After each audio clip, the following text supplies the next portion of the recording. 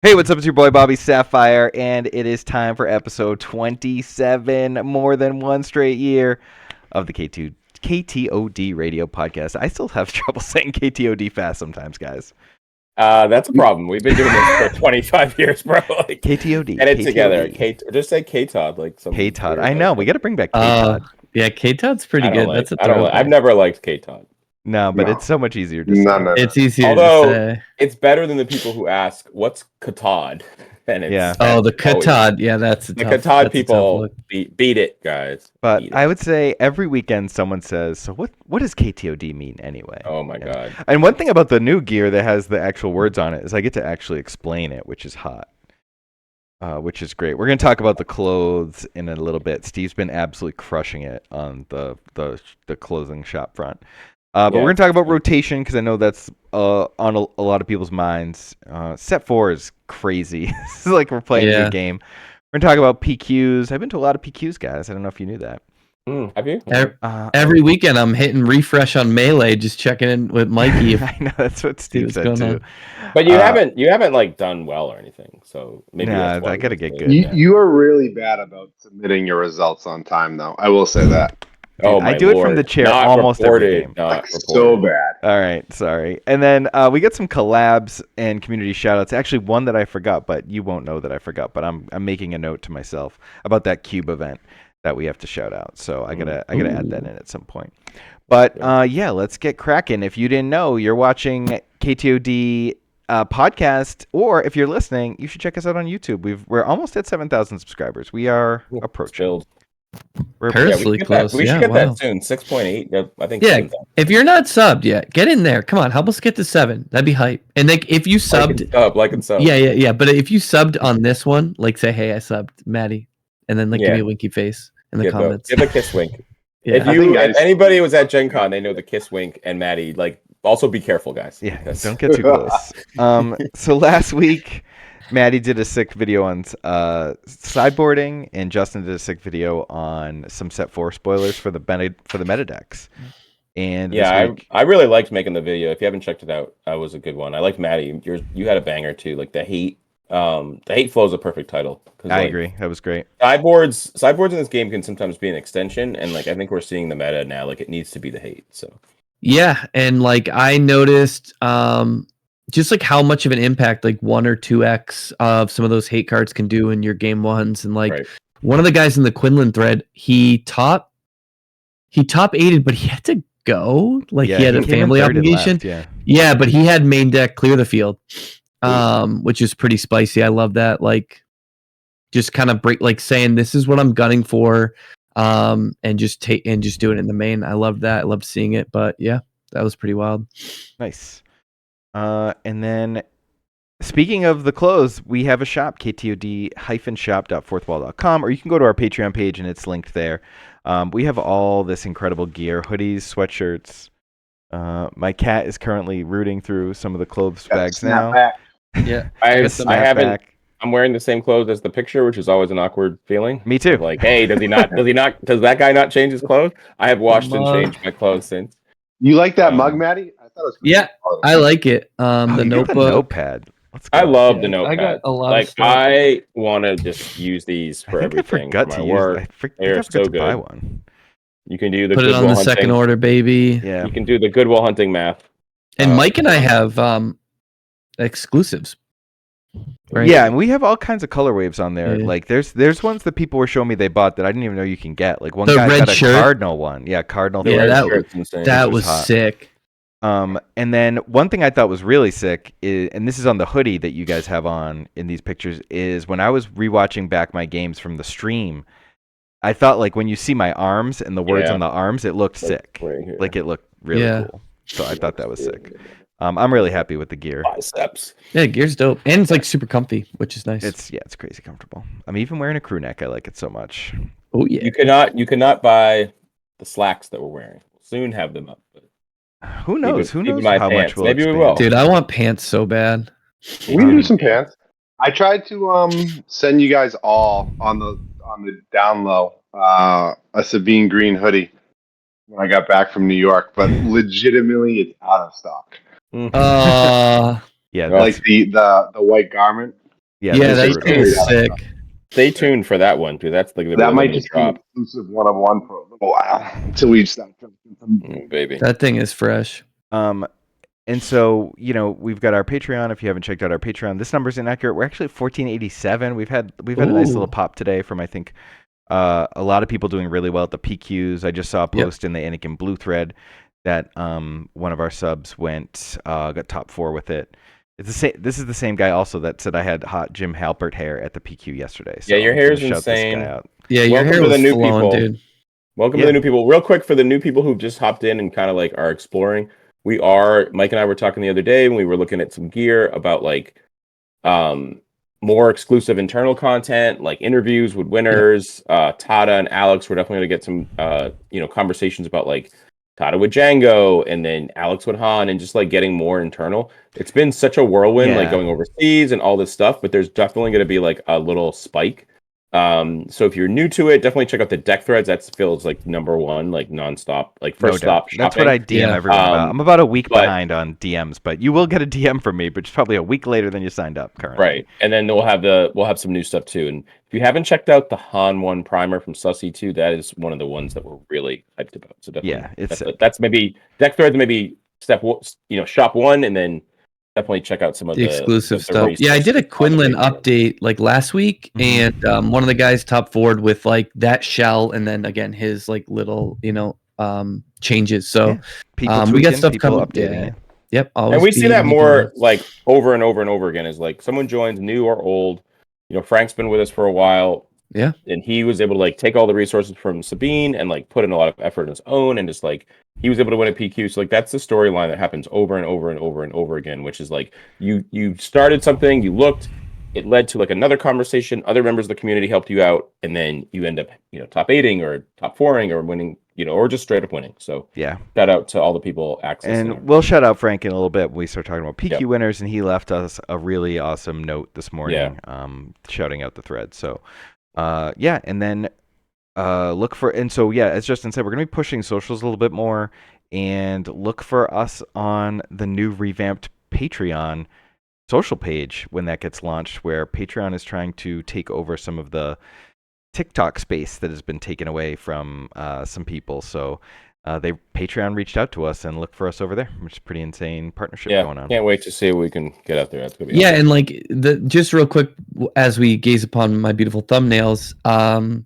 I owe y'all a video this week. It's been a little crazy with my kid being sick and this and that, but anyway, it's free. Like we're gonna have free content too. Like that's the big point. So like just like subbing for YouTube, you just join the free if you don't want to pay, which is totally reasonable. Like we're gonna have free stuff on there too. So that's like really important to know. And then you'll see when there's paid stuff, and if you're interested in it, then it's then you can jump in at that point. But like it doesn't cost you anything to click on the free. Back to the thumbnails. So this is Matty's. Matty's got his own page. I really appreciated Tower Number 9 shouting you out yesterday in the stream chat. He's great at, like, when people are in the chat pushing the other communities, and he was like, "Hey, check out KTOD Matty's YouTube." So that was really nice of him. And Matty was nice of him. Like he's a week behind, as he said, but Matty gives us a sick little 15-minute. I guess like you've done some longer ones, but usually I think of them as like 15-minute. Quick hits. Yeah, usually they're quick hits, 15 minutes, and then like every once in a while we'll go on a tier list and we'll just have fun with it, and it's like put it on in your car and just hang out kind of vibes. And it'll go in peaks and valleys. Like it's end of the meta stuff going on. It might be bi-weekly, and then like when the new set comes out and we just have so much stuff to dump, it'll pop up a little bit. Just another place to get a little more Matty in your life. And shout out to Symbiote for all the thumbs. Yeah, Sim, killing it. All right, we are in the middle of a world tour. Let's see, we just did New York City, and we had this question marked out, but we have reason to believe that SCG Denver might be back on the table for heading out there. We've definitely heard some rumors.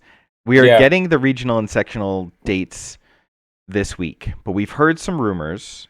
The rumors are true. If anybody remembers the MTV Movie Music Awards, whatever it was called, with the Morpheus sketch. The best kept secret in machines. Mike and I have that in machines. And robots.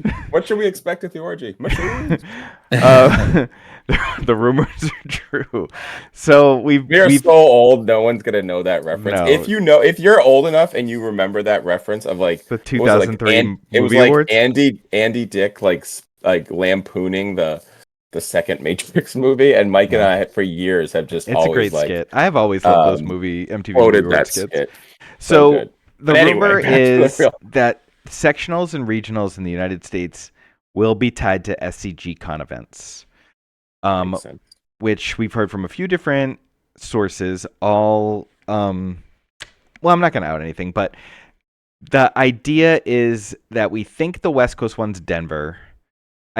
I personally think that the regional, the nationals one, will be SCG Con Minnesota, which is in April, which is where FFG's headquarters is, which is where they've always had like world championships and everything. Oh, back in like the Destiny days and stuff? So I would imagine they want that in their backyard. Yeah. And then that makes sense. We have fingers crossed that the East Coast one is Hartford, because like, what's up? That'd be so sick. Which is also in the spring. So like, I mean, that's the dream, is Denver, Hartford, Minnesota. So I think in terms of the hang, I think, if it spikes, we'll definitely have one there for all the members, all the subs will have a hangout. If it is just a regular SCG, shout out to Kyle Kraft. He'll probably run sort of a local hang, which is great, and just to continue to build a community. But yeah, these announcements are pretty cool. Like, it's starting to grow. We had that in the OP is insane topic, like the sort of, we're starting to get to the point where we're going to see some solidified dates, and we're going to see what's where, and people can start planning, like going on these big travel. It's going to be fun. It's going to be a fun spring into an actual like FFG Road to Worlds. We've got our Road to Worlds all set. Yeah. But when FFG actually says what theirs is, it's going to be cool to be, tying the two together. Yeah, it's like the PQs and stuff are cool and it's exciting, but like, man, to get that next tier of events, the next two tiers, and like, more people and bigger prize pools and like the points next year, but just the fact that if you top 8 or whatever, you get in, just like a little more than just win it or nothing, I think is really cool, and just like more ways for everyone to get together and hang. So yeah, I'm excited for the big stuff. That's like what really gets me going. Like, I have so many memories of like flying to random GPs for Magic just to like hang out with the friends. Like, that's what it's all about. Right. Like giant event, like 1,000 people. Yeah. Steve, you going to Charlotte? We're gonna run back Charlotte, me, you, and Winterhalter. You coming? Justin, it might be me, Justin. Yeah, you Justin. Should, if you guys go, you should bring Ben. You got to have Ben as your third. I'm not running it back fully. Good luck, Charm. Yeah, right. But I'll definitely. No, we're just talking. I think plans might be fly down Friday night, throw the hang with Justin, and then either fly back sometime on Saturday or Sunday. Yeah, nice. Yeah, I actually just locked in my Magic deck. I borrowed it from, shout out to Dave Shields. Hooking me up with Boros. So I'm going to play that at the, whatever it's called, Regional Championship for Modern. Not even really going to look at the list. You got Boros Reckoner in there? Gold. I don't think so. all signs point to no. But I'm going to play that. I'm not going to bring a Swoo deck with me, but definitely going to be bringing some Swoo energy Friday night. Nice. You'll have some Swoo mats, that's for sure. Yes, I will. All right. This topic has gotten everyone up in arms, and it is wild because we've known that there was going to be rotation. They said it early on. We got this symbol on the cards, the rotation symbol here, and we talked about it, and we kind of knew. And the long and short of it is Premier format will only ever be 6 sets max. Sets will be in 3-set blocks, and every 2 years, or actually starting after 2 years, and every year after that, 3 sets will rotate out. So in 2026 March, when set 7 comes out, sets 1, 2, and 3 will go away, and the new Premier meta will be 4, 5, 6, 7. And that'll expand throughout the year until the November release. It'll go 4, 5, 6, 7, 8, 9, and then when set 10 comes out, 4, 5, and 6 will go away in 2027. And they'll denote this by rotation symbols like this with A. So 4, 5, and 6 will have an A. 7, 8, 9 will have a B. 10, 11, 12 will have a C, etc. Now, do you guys have any immediate takes on this? Because we can outline sort of the positives and the negatives of it. Unless you have something that you think you need to sneak in under the tag there. Well, I think, there's a lot of like posts of like, hey, this isn't good or this is that, but like, you know, the game that has the longest tradition and structure of organized play is Magic, and they've done standard, and they've also done eternal formats that have worked really well. And their game is the most heavily like sold in terms of like secondary market too, right? Or at least I don't know if Flesh and Blood recently has hit or One Piece or whatever, but like on a wide enough timeline, right? Like things like Mox Opals and that were in standard 10 years ago are now $300 now. They're not like legal in the standard format. So for Magic, the standard format is kind of what we're describing. But there's eternal formats that get played. For instance, the event I'm going to is a longer eternal format, the modern format. Right. So if this game grows, we want it to grow in multiple formats. We also want the one that is the one that you can kind of walk into a shop and play to be on the most sort of shortened timeline, so that kids who are taking their allowance can buy a couple packs and feel like they're actually not playing against this broken thing that wins on turn 2, because ultimately that will happen, right? Like the things that we're seeing very powerful now, like Han and Django and Sabine and DJ combo, that people are saying like, oh, maybe it should be banned. Well, all those things are going to be gone. What is it, next March or whatever it is? So I think it's a healthy way to sort of accelerate some of these bannings, quote unquote. It keeps the game healthy. And then from the collector standpoint, you might say like, oh, my showcases are useless or whatever. I don't think so, because if Magic is any indication of that, those cards are actually go up more in the eternal formats, the cards that really spike. Like, oh, Matty, my like Lion's Eye Diamond isn't legal in standard. Oh, I should just throw that in the trash, right? No, actually, it's like got to pay for my kid's college. Yeah. So like, I don't know. I think that some of this is, and again, Magic has got a historical grip on like the economy of cards, so we probably won't see like a Darth Vader sell for $800, right? Like, I don't think anyone is under that, thought process, but I don't think we're going to see like the cards that do hold some value just completely plummeting either. I think they're actually probably going to stay the same. Yeah, and I think another thing is, like, speaking to Lion's Eye Diamond, like, think about all the decks that could come about in 2 or 3 years. Then all of a sudden there's a legendary that had literally been a junk legendary, but someone spent the last 5 years buying up every single one for 10 cents. And then all of a sudden it's a 3 of in every internal format deck. Or junk. What about a junk uncommon? What's Force of Will for this game, Yeah, man. Path to Exile, that's a great stuff point. like that. Duress even, right? So like there's that aspect, and then the other thing to think about is just Magic's eternal formats have come out of like the community playing them and inventing them and making them like pre-modern. Modern was like a thing that people kind of, that was a community made thing. And so like those games, if you want to play it, you need to play it. You need to build a community. Building a community is tough, but if you're in this game to flip cards and only go to the thing that only go to the PQs because they're premier, like you're kind of doing it wrong, because you could design a format or play the eternal format, and if it's what people love and you can get people built around it and bought into it, like anything, if you can get people to buy in, it'll thrive. So don't just look at this A and freak out and say like, oh, I'm out. Like, think about, okay, I see this A. How do I adjust, and how do I build my community, or like how do I get everyone in my community playing the same thing? Well, I'm going to make it fun and make cool prizes. And it makes things like exciting too, like when the turn happens. Yep. Like right now, if there wasn't a turn, like there's not a turn this time because we're adding like the new set and that's staying. But like if it went another year and there wasn't a turn, it would be like, it very possibly could be like the same thing. And it's kind of like, we got the new set is impacting, but it's just going to add layers. Like if you look at the deck, the spoiler thread that I threw up for last week, the video, like what cards make Han better, what cards make Sabine better, what cards make Django better. And if say those were getting rotated out right now, we'd be looking at like, we're going to talk about this card later on, but like Captain Phasma, like being even more exciting. I think Phasma is really exciting anyway, but like there'd be this more excitement of like, what's this look like? This new like Wild West. So I am like fully in favor of rotation.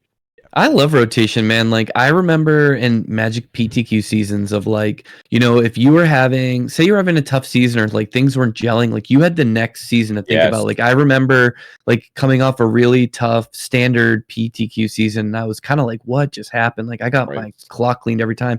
And then we switched to modern and I played Through the Breach and I was like top 8ing all the PTQs and I was like, holy cow, like this just clicked for me. So like if you're someone like that you have kind of an off season. It's like a fresh reset, as opposed to like, oh, all the same decks are going to change and I just get a few new things to deal with. And so I think like it's going to be something to embrace when it comes. But again, we have a whole year with all this stuff. So it's not like we're not going to get a lot of time with our Lukes and our Vaders and our Hans and all this cool stuff. Like by the time March 2026 rolls around, I think we'll be ready for it. And like, agreed. I think it's kind of crazy that this is the smallest premiere ever, like will ever be in the history of this game. Like I just can't wait to see all like the broken stuff that can come about when you have the full amount of sets. Like I can't wait to see what those deck lists like. Man, Bounty Hunter's Quarry, like flipping, what crazy 3-drops are they gonna make? Like it's gonna get wild. Yeah, what do you pull off of Ewing reinforcement? But yeah, it's never gonna be 3 sets again, right? It's only ever gonna be 4 or more. So yeah, and I think people upset about card value, like these cards are already not worth much. And and if you held your cards before the set 1 reprint, then you already lost value on your cards. And if you didn't, then you sold and rebought. So like right now cards are cheap. And if you're worried about value, like buy everything. For cents on the dollar. It's not an expensive game to play if you're, not opening. Like if you wanted to like buy a deck, if you go to the various databases and it says like price of the deck, I mean, we're looking at, $130 for I can't even imagine what Django costs. Yeah, Django's like pretty cheap. Ilo's tie. $130 for Django. Yeah. Right. So and I bet you could even like get it for less. Yeah, and you probably already have a lot of it. You probably already have anything. And the cool thing about this game is like you can, play the bling and bling your stuff out. You can. And but you can also we're about to see it with Carbonite. Me and Steve on the Carbonite break train. Oh, are you guys doing the breaks? That's gonna be crazy. Yeah, stay tuned. If anybody's got a Connect looking to move some case of Carbonite, we're trying to buy. I thought I had 5, but thankfully, a couple of our members know the guy and said to stay away from him. So thank you for saving me a couple $1,000. That's another thing about the community that's great. It's like it's 1,500 people who know people, and you can always be like, "Hey, what's up with this guy?" Or is this a safe spot? What, like, even finding housing right in New York City, we had people helping us. So like, that's awesome. Yeah, it's London. I mean, London people were telling us the best restaurants. They were like, "That's not a glasses store. That's an escape room." That was hot because I was that was really cool. Tuned up, and they were like, the Uber drivers were telling us these scary stories. They were setting. I don't even think that's suitable for YouTube. Nope. Let's leave that one off. The Uber drivers were 69 hours in London, baby. But look, if you're not happy with the rotation, there's definitely a CCG out there for you because there's a million of them. But if you like Star Wars and this is a great game, then like just embrace it. And if you're really stressed about it and you don't think you're gonna play your Lukes in the next year, sell them. Like sell them now. Get your $90. Steve will buy them. True. Yeah, I have like well over 100 second chances right now, so I'm hoping at some I love point the specs. The specs. Oh, dude. He's pulling them up while we're talking. Specs blog. You're going to have to start talking about SWU Finance. Like the MTG Finance guy got huge. Yeah. Actually. Yeah, I love it. All right. Anything else on rotation before I click this slide? Because I'm all set. Well, I'll tell you, the rotation, we're going to see the card on the right a lot more than the card on the left. Yeah, the card on the right is here to stay, boys. Yeah, all in all, I think it's a good sign that they're committing to this game in the long run, because I know FFG in the past hasn't had the greatest of success with longevity with games. So the fact that they're trying to bake that into their format now, I think it's a good sign. Yeah, I agree. All right, so I just completed 5 straight weeks of grinding. The grind never stops, boys. You're taking a week off next week? Or are we flying somewhere? I am not playing next weekend, and I probably have to cancel one of my PQs on the Connecticut, Massachusetts weekend. Yeah. We'll see. Which one's Great Stories, Saturday or Sunday? Great Stories is Sunday. Awesome. But I think it was Saturday. My last 3 weeks, we're going to talk about me and Tada and our last 3 weeks of playing Django. It's been kind of insane. I have lost 1 Swiss match in my last 3 PQs. And I lost it to Tada. That's absolutely insane. In a mirror. 19-1, 2 undefeated Swiss. That is crazy. Yeah, I'm on a good run. And I did heartbreakingly lose in the finals yesterday That was in a tough. favored match that has knocked me out of my last 2 PQs. But I beat. Shout out to B Mini. We're gonna talk about him in a minute, but I did beat him in Swiss, and I don't like the way I played in the finals. I think that's the most fatigued I've ever been. Like when Alex was looking at me after the match, and I was like, "What do you got for me?" And he's like, "Do you really want to know?" And I was like, "Yeah." He's like, "You didn't attack with Django one time," and I was like, "What?" Yeah. You were tired, man. That happens. But I didn't even notice. You won yours so quick, and like I think what can happen too is like people in the chat were like, "Oh, like the other guys are going to be fatigued," but like, yeah, maybe, but you had to just sit around. Yeah. So that can be tough, dude. And like, listen. It takes a lot of balls to go and play on stream. Like, that's such a long day. Like, Mike was up at 4:35 in the morning to just go grind it out. Like, shit happens. You make mistakes. Like, no doubt, I'm not upset about it. I was, and just you know what? more That Django attack probably wouldn't even matter because that wouldn't matter. You were so focused on trying to deal with the board state. But, I was behind that game. I think I could have played better game 1. I don't like the line I took, and that was a mistake. And I'm not going to necessarily say it's from the fatigue, but I'd made a bad decision and it cost me. And if I played it the way I think I should have, I think we would have went to game 3. And yeah, but it's all good.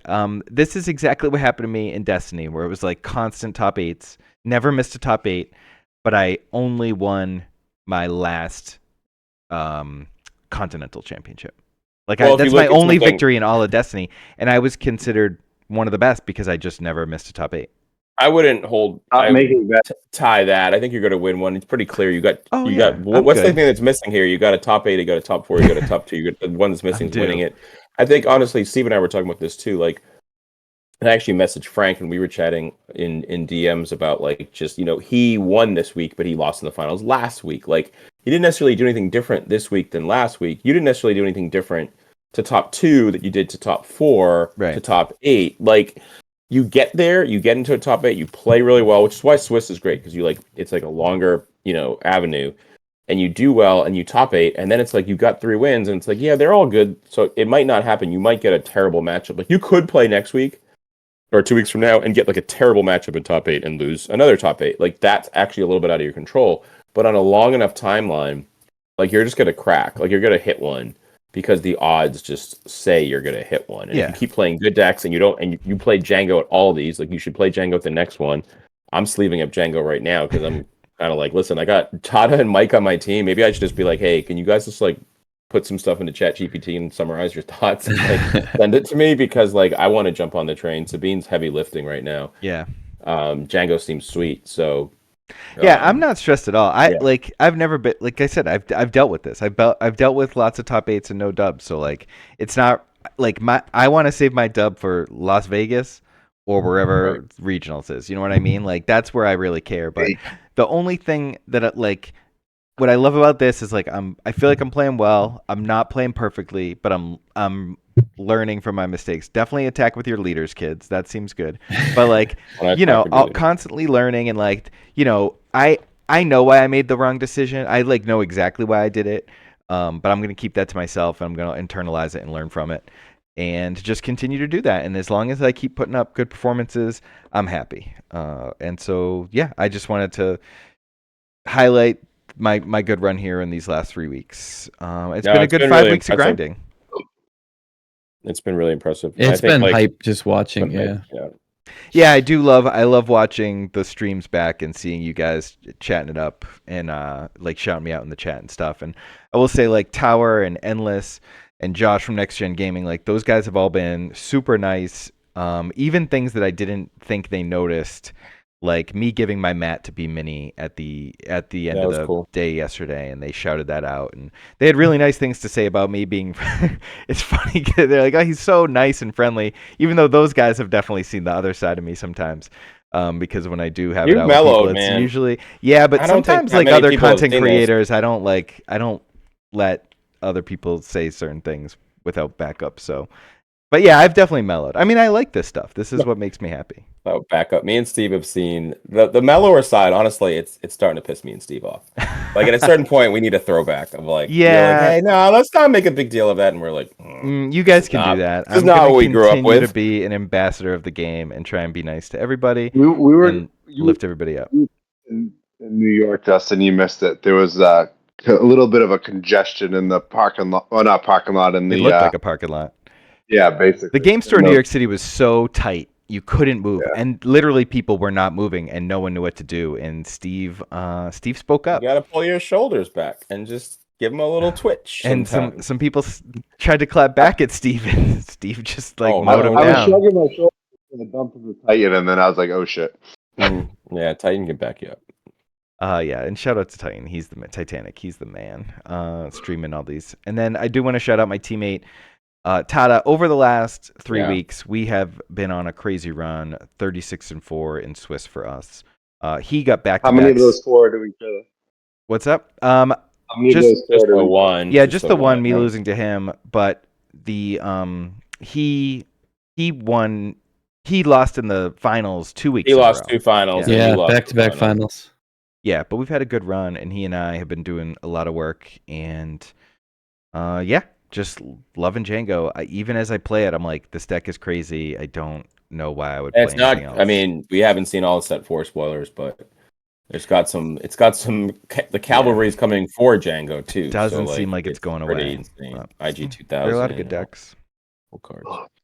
Cool. Well, shout out to you guys for the support, and yeah, I did check my phone at halftime. I was like, we had a 19-point lead at halftime.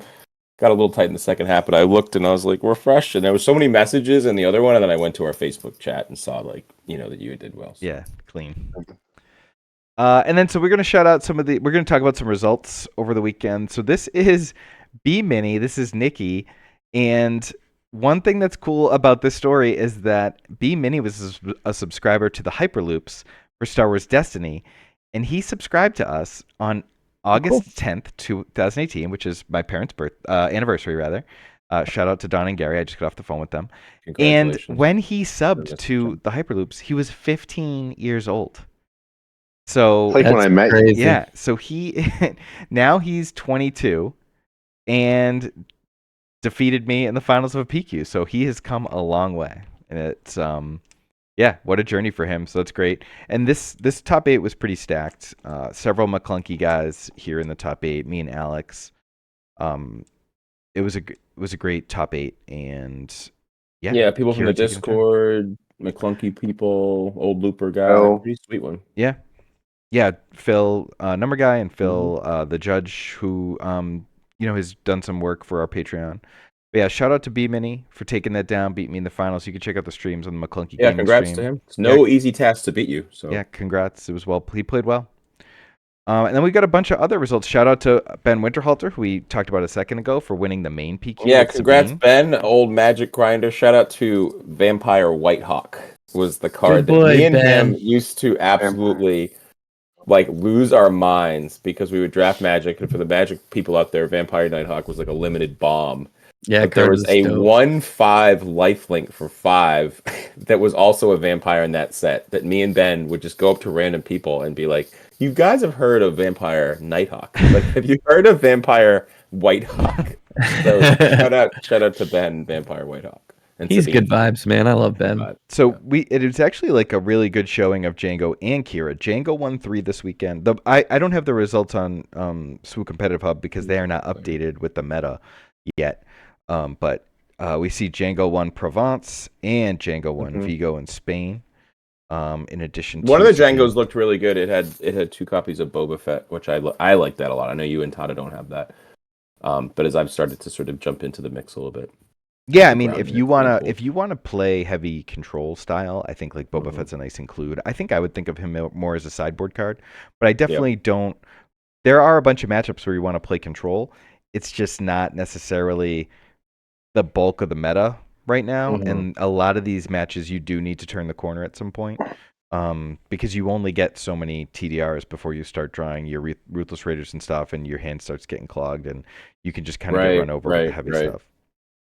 And then shout out to Andrew, who beat Professor Numpty, John Tata in the finals of the West Virginia PQ Top 8. So that's 2 of the 3 wins for Kira. We're both over Django. And then Palp Yellow wins Denver, beat Eekfoil, who is one of our subscribers. We've definitely talked about him on the pod before. He's like a very good Han Yellow player.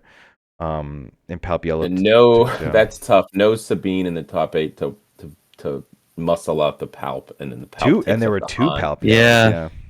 Oof, that's tough for that's like the thing is if you can at PQs, like you can kind of take that shot a little bit because it's so all or nothing. It's like, yeah, maybe I'm just gonna agree to this week and not hit. And Palp Yellow is really good against Django, so I can see why like those decks are good choices if they can, and they're good against Han. So if you can avoid the Sabines, I really like Palp Yellow. I think I mentioned that on the tournament prep podcast on Thursday.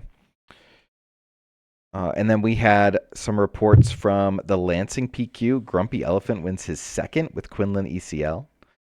So shout out to Grumpy Elephant, dude. Yeah, he's like a mastermind, man after my own heart with the Bounty Hunters Quarry. Like I love that. That's the same guy that won that twice. Oh, that's yeah. Big brain energy. Matt was streaming the other day, and Grumpy Elephant said BHQ best card in the game. Yeah. I mean, I don't want to go off a tangent, but like. We talk about things getting broken. Yeah, I know, may go on a tangent, but we talk about things getting broken. Like, I think BHQ could be crazy. Like, I mean, it is great. 900 sets. Yeah, I played one game with it and with Sabine and had like 5 units out and posted the image to the Sabine chat, and we all laughed about it, and I never came back to it. So prepare for version 492 for Dark Saber Sabine. I like it. Nice. But I just love his list. Like, has a lot of play. Like, it has combat tricks like shoot first and the BHQ, and like you can get really creative, which is super interesting. So yeah, and it's a cool list. Build your own list. Pretty cool. Like you don't have to net deck. You don't have to believe everything anyone says online. Like you can go play something because if you know how it plays, like you can win in this game. Right. Don't believe the KTOD boys in their Django propaganda for sure. Like, what is going on? Grumpy Elephant has declared war on the KTOD boys. The KTOD boys. And then shout out. So machine. I said we mentioned Frank. Frank took down the Mobile. Is it Mobile? Mobile, Alabama. Mobile. Is it Mobile? Man, I used to drive through that place. I can't remember, but I'm thinking like that song. Mobile. I don't know. Mobile. It's got to be Mobile, Alabama. Yeah. So we're your sweet Mobile, Alabama. There's not a Mobile, Alabama.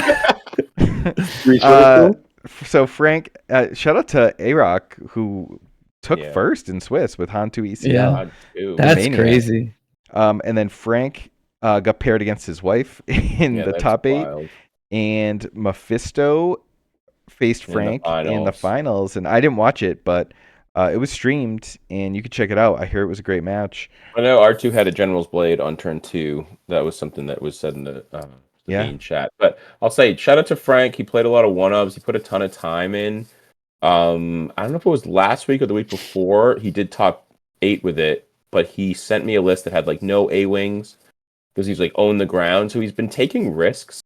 Mm-hmm. The last 2 weeks, he's only played 1 4-COD, kind of embracing that idea that we had coming back across the Atlantic when you and I were sitting next to each other on the plane, and we were like, what if we just cut? I was posting pictures of you playing on the plane. Yeah, and I think he embraced some of that, and then that's, he took it and he figured out his numbers, and he's got like a timely in there, and he sent me his list. I thought it was really, really smart the way he'd all developed, and it leaned on aggression, but it could lean into like the control route, and it had a lot of upgrades. So shout out to Frank, and it's cool that he's got his buy for day one because he's a big member of the community. He shouts us out a ton, but also just does a lot of cool stuff too. Like, I want to mention Frank's message that he posted this morning. It just said, "Good morning, KTOD fam. This is in the Green Sabine thread. I'm not going to read the whole thing, but I have to express my immense gratitude for this Patreon and everyone that has contributed to this Green Sabine thread. Worth every penny. I know I wouldn't have won the Mobile PQ yesterday without a ton of people's help, many of whom are active in here." And he went on to shout out me, Tata, you, Justin, Chrono, for all your work you put in with set 1, Yakko's set 2 guide, and then Blake Edmondson, who beat Frank in the finals in SCG Atlanta Friday 5 weeks ago. They've been working together ever since then, and he shouts out Buku, who put the last piece of the puzzle, publishing articles in his own Patreon, and he shouts out Matty for emotional support animal. Yo, no joke. I get a lot of messages. You're a lot of emotional emotional animal. Yeah, not only the coaching I do, but like sometimes people just hit me up and they're like, "Hey, I had a rough event or this or that," and I just like give them a little love, you know? Yeah, man, you're great. That's my role. You're great, Vibes, man. I wish vibes, I had guys. emotion So, so I could feel some of that. I think people might have been like confused. Like we had tournament testing group and like, oh, are they going to share their real lists? Like, how does that work? And like, no, we like CJ was helping out Frank really early on. I think some people might have been baffled by that, but that's what it's all about. You know, like just your lists, Mike, are posted. Yeah, and, Mike posts a list he's gonna play and then goes undefeated in the Swiss. I said to be mini like because they do the deck list exchange, and like I try and head game people. Like I only look for a minute and then I give the list back. And I just go like, I don't need more time. But with B Mini, I was like, did you look at my list this morning? He's like, I looked at your list this morning. I looked at your list before we played in Swiss. That's insane. Because I just post. I mean, that's why you're here. And I think that's some of the great feedback that I've gotten lately. Is just like, oh, you just post your list and it's there. And every time someone's like, "Is your list posted from today?" I'm like, "It's been posted because, what's the point?" And I think a lot of people have subscribed to kind of like scummier Patreons. Yeah, right. And like people have even said like in that gross Reddit thread from a few months ago, it's like, oh, they tell you to play one thing, then they play the counter. Like, bro, can you imagine like the energy it would take to even know what the counters are to some of these lists? Like, oh yeah, play Django. Go, good luck countering it. You know? Yeah, and people are coming up on a year. Like this thing just keeps growing and growing. Like. You know, all the haters from January 2024, like, sorry we're not at tell you, like, sorry, we're not subs because we're scum and getting reached out to by Patreon. But honestly, it's like cool that we get to do this because we have played games where it's a more secretive, right? We're like, hey, should we drop this tech? Like, should we like hold this back? And it's actually really refreshing to have a game where like we can obviously do really well, but like share the wealth and it doesn't like negatively impact you because it's not a game that is built that way, right? Like it's not like you're playing Dredge and then people are going to ley line you. I'm so sorry for all the Magic references today, but like it's not that type of game. Like it's the more closest thing is like a scanning officer and you can still super play around and you can still win and that card kind of sucks anyway. Yeah, I was talking to Titanic about this weekend actually because we like for those that don't know, like we have a really good relationship with the McClunky guys and a lot of the BN guys. And we collaborate a lot with them. And some people in like all of those groups are saying like, oh, well, once Worlds comes around, once this comes around, we got to be super secretive. And like, I don't necessarily mind collaborating in playtesting. Like, obviously, if we break it or they break it and they want to keep it secret, like, yeah, you should do that. But like, getting ideas from people, playtesting with people, like growing together and working together is like it's the best part of this shit. So yeah, sorry, and like Steve, you're no gonna new friends. Steve. No new friends, bro. You know my policy. You're looking at Steve's 3 friends for the last 25 years. Yeah, remember when we were out and like he's like, what did he say? Like, I love 3 people. We were like, there are 2 of them at the table right now. And it was like Thrawn was just sitting there. Yeah. Sorry, Matty. Go ahead. Oh, man. No, I was just gonna say, and like, here's one thing that like I've been delving into like a lot of content around like tournaments, like other types of games, and like one thing I've seen from high level teams and other games is like sometimes it's better if you're not all working on the same thing. Like I love that like our team has like the Django boys and then like Chrono's brewing this crazy shit half the time, and like you know, Wu's got it's like a Venn diagram. Yeah. We have all our bases covered. So like when say like I want to dive into Han, like I can talk to Alex, but like there's other people in other groups that are playing that a lot too. And you can like, and that's what the deck threads are for. Like those guys are on other teams. Like we have people on other teams like in our, you know, higher tiers. Like that, I don't think there's anything wrong with that. Like I think that's great to get information the best you can. And like, how many of these people am I going to play in the Swiss? You know what I mean? Like, yeah, you're only going to play like 11 people in Swiss in the big events. And knowing what your deck is isn't a huge advantage. It's not like it's just not like unless someone sideboards ahead of time to beat, but that doesn't need like okay, you're gonna go 0-2, buddy. Like, unless you broke it, because otherwise, like you sit down, you see what they're playing, but and so you know going into the match. Right, the leader starts it. You start off like, oh, you know what, Battlefield Marines in my Sabine list. It's not like Magic when people are like, all right, Swamp, and you're like, all right, now I know. You get to resolve mulligans knowing what they're playing.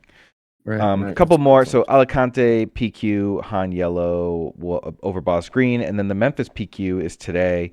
Don't have an update on that after top 8, but we have the top 8 from Runny Eggs, and if it comes in looks while like a we're lot of the usual recording, suspects though. it should be over. He posted this 3 hours ago, so it should Quinlan, be over. Han, Django, or at least close to Sabine, over. Bosk. Yeah. Usual suspects. Cool. Django Green though, that's kind of cool. All right, let's talk about some set 4. Bow before the first order. Captain Phasma Chrome Dome. We get a new aggro That leader. is a Chrome Dome. We get a new leader. If you played first order card this phase, deal 1 damage to a base, free action.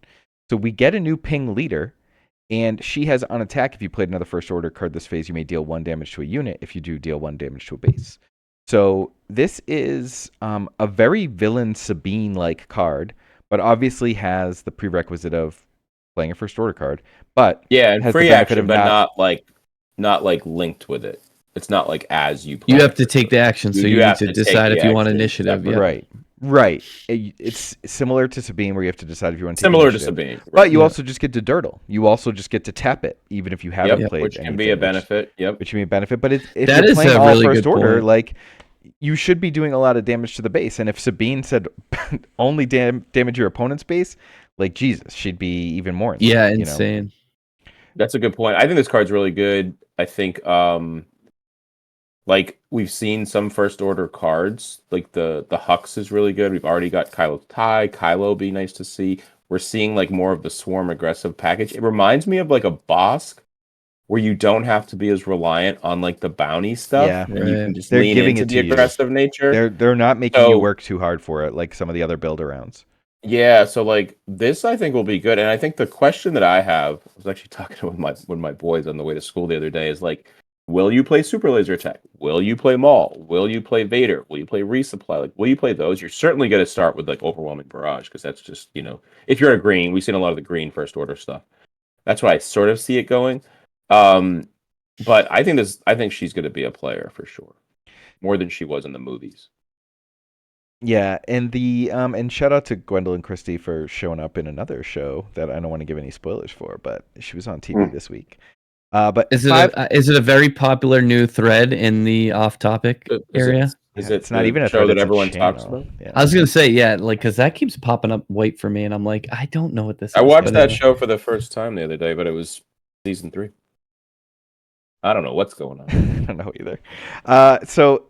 This card's really good. The only thing that's a little questionable is the 4/6 at 5 cost flip. Little susceptible to some of the things that are already on table, but as we mentioned earlier, you have that Dirtle action to potentially protect her flip and get her out earlier. Yeah. And we'll also see what other first order cards, because when this dropped, we were like, oh man, first order base. There's not a lot to go around, but man, did we get a bunch of cool first order cards, including General Hux, our first 2-cost anthem here.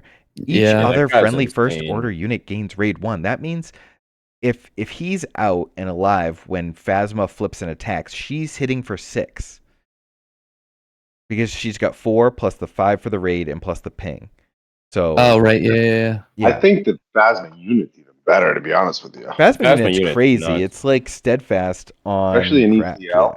And imagine 9 not like putting 9 attack on the board with ECL. But how many times have you been like, well, I had to blow my ECL early because they had Yoda, so I ECL'd K2 to get that kill off, and now I have to resource my steadfast. But now with Phasma, she gets it on the when played. So you can just still slam her, and it's not as bad as like some of the other. You play her and you have a Kylo's tie out, and it's just 5 attack now. And if Hux is out, it's 6 attack, and that's just like a generic 2-drop. And if they want to deal with the Kylo's tie, then they're left with a 5/6 hitting them next turn and buffing something else. What I like about Hux too is because it's such a cheap anthem. Like you can sneak it out, late phase, early, after some early skirmishing. It's a great Dirtle action and because untap, if you've got a board out, they have to start removing things, or maybe even think about removing him because he presents so much damage. I mean, think about him with that TIE Fighter. That TIE Fighter attacks for 4. Yeah, the TIE Fighter attacks for 4. If you have a token. I mean, when you're able to play the Dirtle game with a deck in certain matchups, think of how good Red 3 has been in that situation, right? And now you get to do it for cheaper. And not only that, but if they leave them, you get to start drawing cards. Like, I love Hux. Drawing cards and like not attacking with him, so he just gives people Yeah, raid. he's like red 3 and Pershing together. Yeah, it's nuts. And then I love the Spec Force tie, one of my favorite X-Wing units. If opponent controls more space units than you, ready this unit. That's sick. Another late action. Yeah. Coming to play that ready. card's pretty sweet. There's also there is one too that makes a token that I believe is first order, but it makes the token which would not be first order. Yeah, it is. It's I forget what it costs, but it's an older one. These are all spoiled this week. Right. But that's also first order. Yeah, that is a first order. I don't remember what it costs. Does anyone remember? I think it's a 2-drop. I think it's either a 2/1 or a 1/1, but it makes a 1/1 tie, so it makes 2 things, but it only costs 2. And if you're thinking about like Hux with that, that's really good. It's also kind of an amazing thematic card that it like is a first order card that makes an Imperial, sort of like leaning on the evolution of all this. So, there's also the General Pride, who's the indirect damage guy. On attack, if you have initiative, deal 2 indirect damage. He's a 2/3 2-drop. You're talking about the Kijimi Patrollers, Justin? Yeah. Two resource 1/1 first order vehicle, create a tie token. Yep. Oh, it's a 1/1. That card's good. It's a 1/1, which isn't great, but it gives you 2 things. Yeah, but it gives you 2 things, right? Yeah, cool. So a lot of cool first order cards. Things are better than one. This will be a deck. Like this will not be a Watt Tumbler deck. No, this will be it's a real like deck. Phasma will be a deck that you can play. I think right now. Speaking of the first order, we've got the most ridiculous location name ever: the Thermal Oscillator on Starkiller Base. Like, why? But here we are. Shout out to Ilum, one of my favorite planets in Star Wars, becoming Starkiller Base. Your minimum deck size is decreased by 5, so now you get to only play 45 cards. And I hear. Why would we want to do that? I've got my TI 84 plus right here. Like, what are we even doing? What doesn't make any sense? Jokes on them, Justin. I can still play 54 cards when I play the space. Yeah, that's a good point. We'll play 56. So for math reasons, we've poked fun at people who play more than 50 cards because it does make your deck more inefficient. No matter what reason you have, you cannot argue with the fact that by adding extra cards, you are drawing your best cards less likely, and thus making your deck less efficient. Now, but my friend, he's a master and he plays 52 every single time. Well, great for him, but mathematically, it's less efficient. We're going to stick to that. So now this is cool because, for 30 points, we can just have a blank base. And now we can play a more efficient, smaller deck and still get more than the 25 points that we're stuck with the other, premium rare bases that people play with. So I guess, what kind of deck do you think would like to forgo having a leader base, a base ability like Tarkintown, say, and be willing to get a 2-point HP bump and then also make their deck way more efficient by being able to play 5 fewer cards? I mean, the first thing that your head goes to would be like some kind of combo, but we don't really super have Django that TDR, right? But the Tarkintown is so important, no? I mean, it has been in the style that it plays, but if we're just always hitting Raider or Devastator off our TDRs, then then you might not care. And let's say we want to put Jabba in there to pull our sneak attacks, then Jabba's always really hitting, And the other thing that's really cool about Thermal Oscillator is that now when we get to play 45 card decks, we no longer have to play a weird number of cards. We can actually just play all 3 15x3, 15x3, which is really that's cool. kind of wild. I think now there are 2 of them. Is a card, I think, Resupply and Super Laser Tech. That's what I was going to say, the ramp. Yeah, you can just always hitting your ramp. Yeah. I think another interesting, application could possibly be the Never Tell Me the Odds deck. I mean, I haven't looked too close into it, but isn't one of the Han's abilities if you play all odd cost cards? Right. Yeah. You could. Yeah, that's right. Less cards in your deck, you can actually fill out your deck with more good cards, and you don't need 5 filler. You don't need shitty 5 1-cost cards or whatever that are just going to be resources. Yeah, I mean it's definitely interesting, and I think the thing I'm most excited for is to figure out where this gets optimized. Who is going to do this and when. Probably not someone who wants to go long because you don't want to get milled out by those 5 cards. Just mill has been very few and far between in this game. You know what I mean? Yeah, I just think some of the blue, but what I'm saying is if you're already control, right? Say you're the control deck that has 5 less cards. I think that's when it comes into play versus like Yeah, for sure. yeah. I don't think a Django That style could custodian that change you're talking wants about. it. too if they change the tiebreak, like the time rules. That's true. We have to see. We've also heard that like maybe that. I mean, not only even if we've heard it, but like the tiebreaker rules have been changed like a bunch already. So Yeah. Right. but I'm interested to see I could who see does Sabine this. actually, like red Sabine has always been a little bit weird. Like Tarkentan felt odd in that deck, and the 30 points feels odd. But like, and it also it's a deck that doesn't have a ton of like. There's some holes in the curve. So now if you have like less cards, your curve holes are less exploited. So like you don't have Battlefield Marine. You do have the Bo-Katan, The bow. but like Yeah. maybe you have there is a weird version of that deck that I when set 3 came out, I had like a 3PO list that was all 3s. Mm-hmm. And was just trying to like draw a ton of cards with the burn spell. So I'm curious of like if there's a Sabine straight up burn with 3 copies of Chaos of War and 3 copies of 4 cards I believe in, and actually just burn, and maybe even play like that smuggle card from set 1 that's like gain or restore 3 or whatever, Mm-hmm. or set 2, and you actually just play like a legitimate burn deck, something we Yeah, that'd haven't be cool. necessarily seen. The That's something that ensnaring I'm bridge looking of at. Swoo. Mm-hmm. Yeah, That's that a was throwback. that was something I was looking at, but I think the curve is too like it's too exponential in terms of like the power like rising up like from 4, 5, 6 like wrecker. If you Right. don't have a wrecker, like it's not gonna you're not gonna be able to like close out games by having burn spells because they're just gonna hit you for 7. 8. And you Yeah. have nothing to do. All right, Matty had to bounce, so we're gonna talk about the last couple cards and do Patreon questions. Just the 3 of us. So the Dakar Cargo Frigate 6/7, and it gets -1/-0 for each damage on its resistance. Pretty sick ECL target.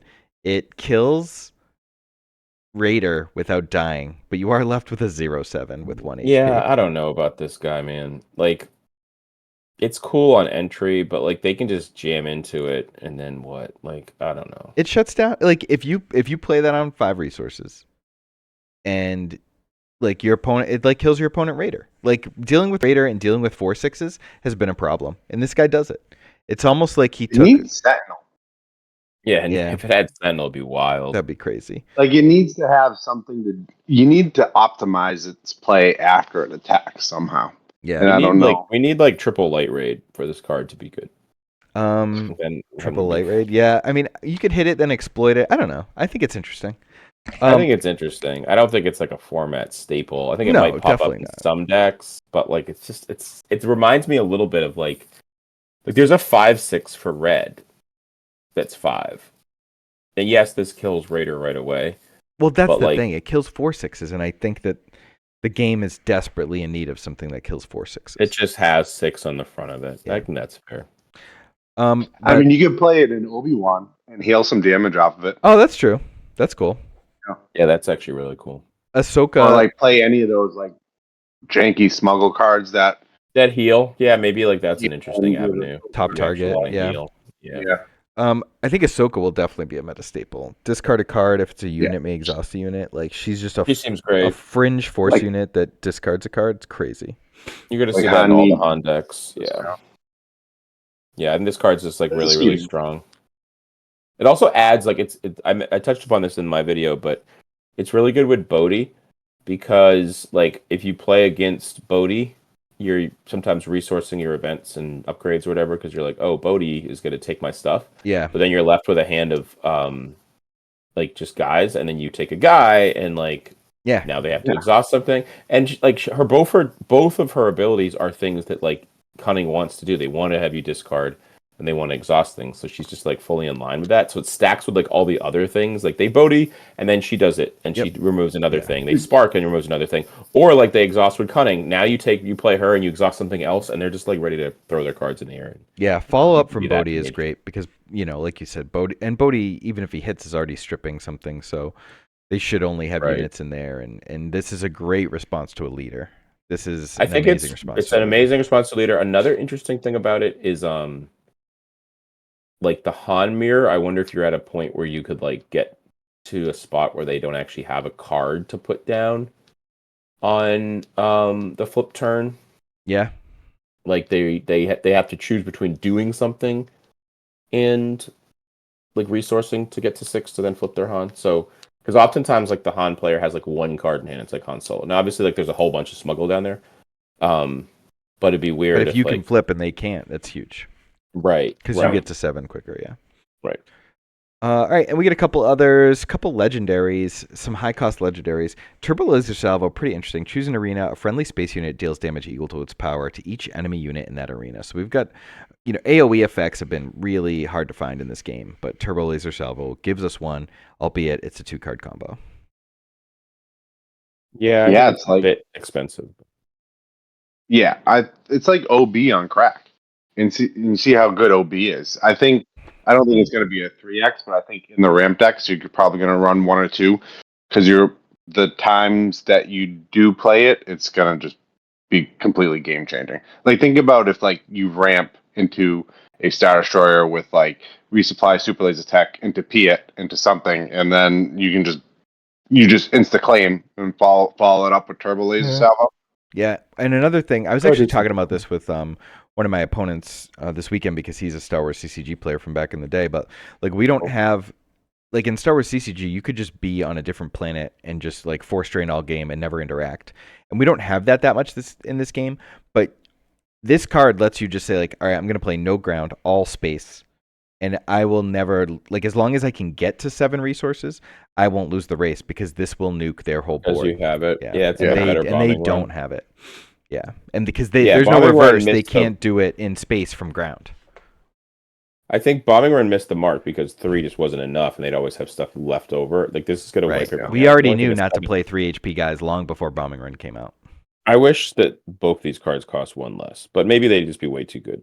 Yeah, Profundity's cool, but it's an 8/9 overwhelm. It's really, really expensive. 9, choose a player, discard a card from their hand. Then if they have more cards in their hand, then you discard a card from their hand. So it seems like a control, like almost like a Twin Suns card to be honest. Like 9 resources is so crazy, but it's a cool card, and it's one of my online screen names, so I wanted to shout it out.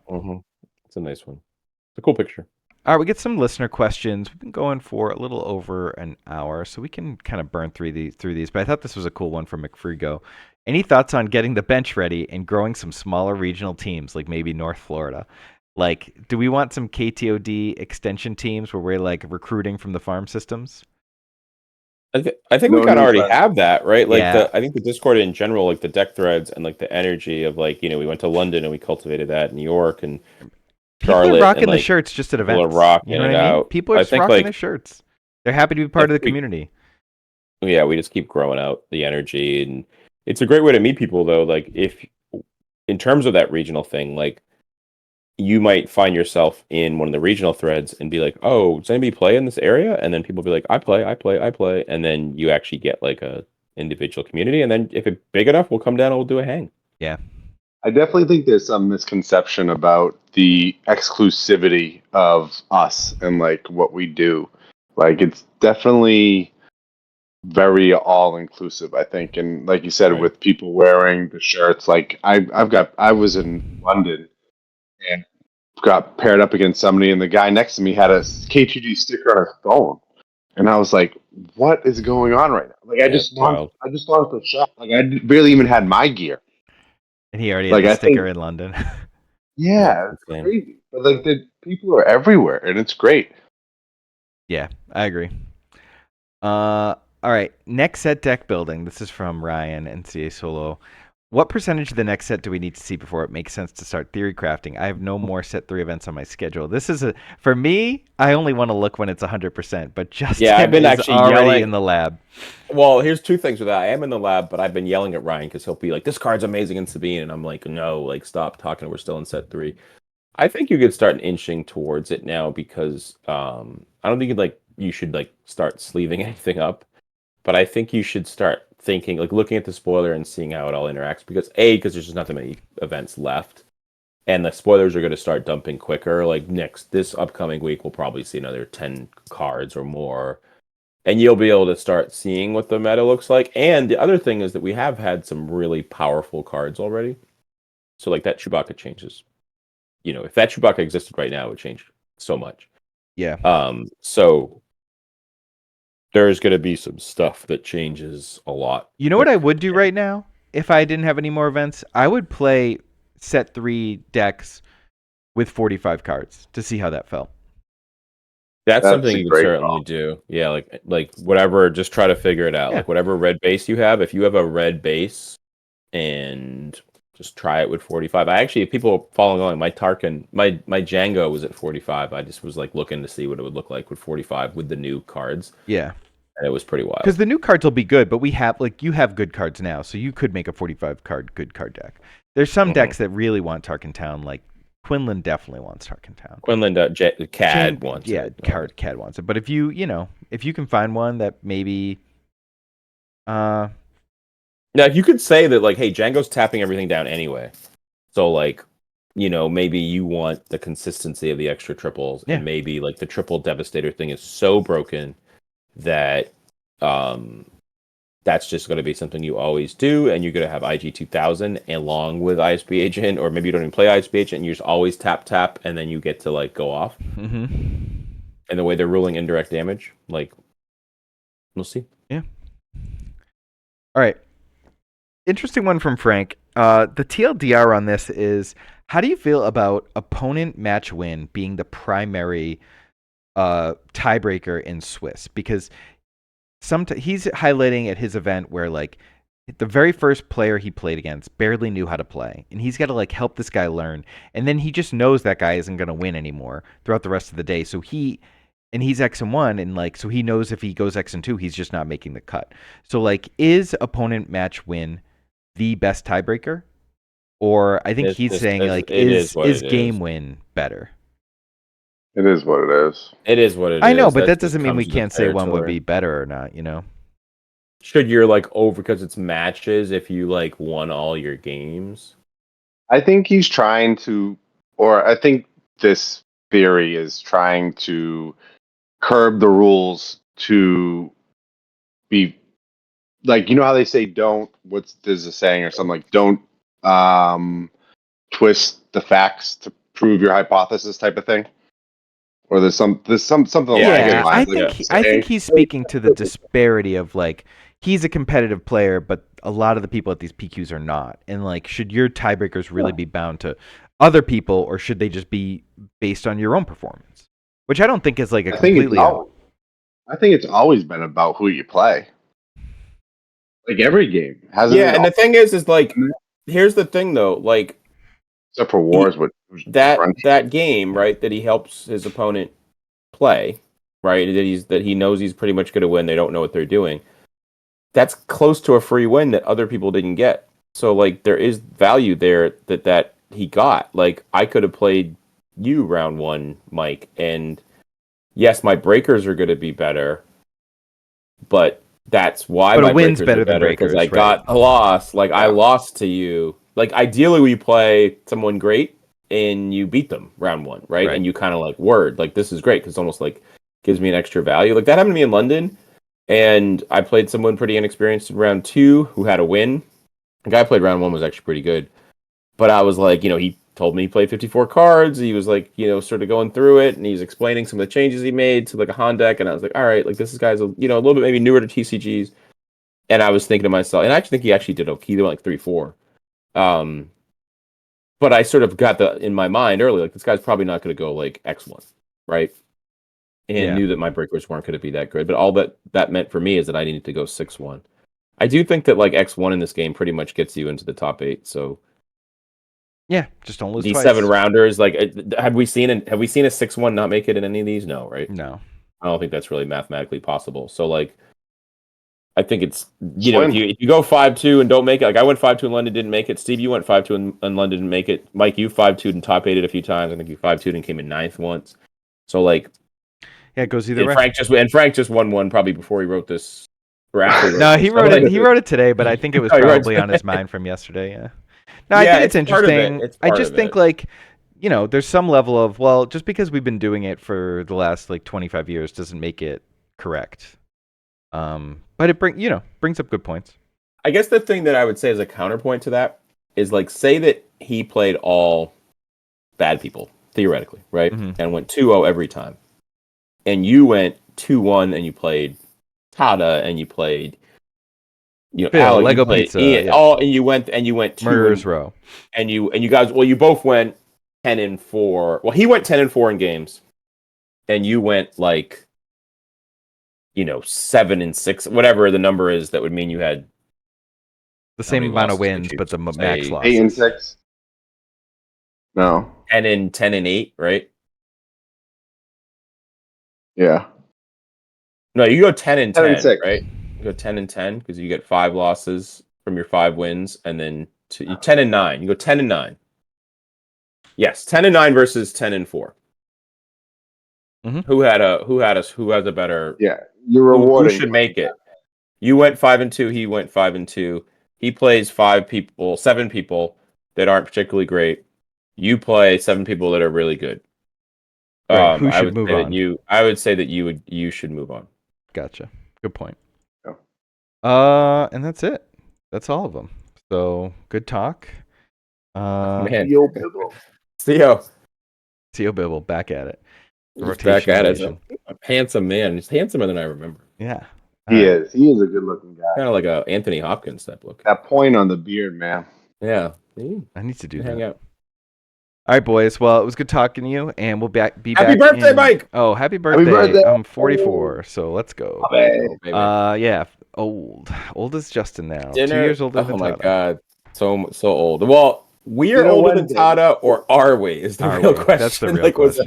Was his papers like forged or something? Because he might be Sile Bibble's age. Tada's old, bro. He's old. All right. Well, we'll be back in 2 weeks following the Great Stories PQ. So hopefully that goes great for us. And Mike's good luck in it. your last PQs. And yeah, we'll talk to you soon. GG's. Talk to you in the Discord. Deuces.